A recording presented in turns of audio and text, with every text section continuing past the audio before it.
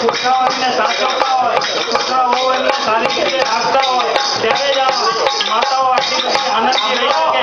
એના માટે કીધું મારી પછી મોટા પહેલાને પ્રેમે સીધી ધારા ને પ્રેમે સીધી ધારા મારી પછી મોટા પહેલાને પ્રેમે સીધી ધારા ને પ્રેમે સીધી ધારા પંજના દીકરાઓએ હવે પંજના દીકરાઓએ જુદા બનાવ્યા મારા પંખીડા તો ઉડી ગયા જુદા ગયા છે મારા જુદા ગયા છે મારા સાથે સાથે નાગે તેની દાદા પંખીડા તો ઉડી ગયા જુદા ગયા છે મારા જુદા ગયા છે મારા.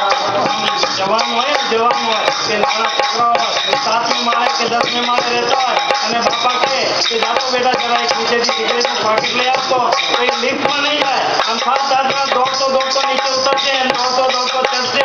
અને જ્યારે ઉત્કર્ષ આવે, જ્યારે ગડપણ આવે ત્યારે કેવું લાગે?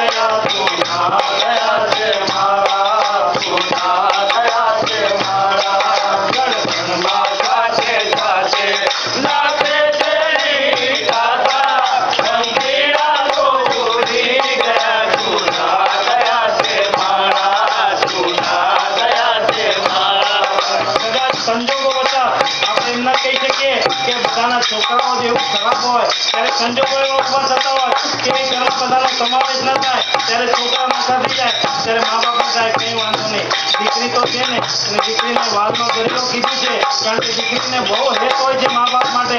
સાસરે ગયા પછી પણ મા બાપની સ્વીકાર કરતી હોય પણ દીકરીને કુદરતે પરાઈ થવા માટે બનાવી છે. એટલે એ ક્યાં સુધી એનો સાથ ક્યાં સુધી તો કે એના લગ્ન સુધી. એના માટે કીધું દીકરા તો પૂરા થયા ને દીકરી ગઈ સાસરીએ દીકરી ગઈ સાસરીએ દીકરા તો પૂરા થયા ને દીકરી ગઈ સાસરીએ દીકરી ગઈ સાસરીએ હવે લાગણી ના ટેકે હવે લાગણી ના ટેકે બની ગયા ઓછિયાળા પંખીડા તો ઉડી ગયા જૂના ગયા છે મારા જૂના ગયા છે મારા ગડપણમાં સાથે સાથે નાગે તેની દાદા પંખીડા તો ઉડી ગયા જૂના ગયા છે મારા જૂના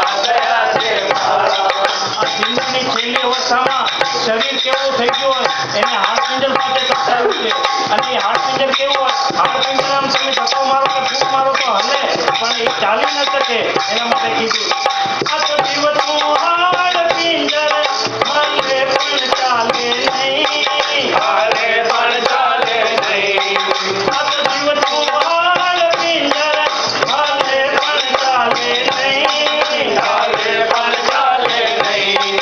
હવે મુક્તિ માટે એ તો હવે મુક્તિ માટે એ તો નાખે છે ઊંચાળા પંખીડા તો ઉડી ગયા જૂના ગયા છે મારા જૂના ગયા છે મારા ગડપણમાં સાથે સાથે નાખે તેની દાદા પંખીડા તો ઉડી ગયા જૂના ગયા છે મારા જૂના ગયા છે મારા.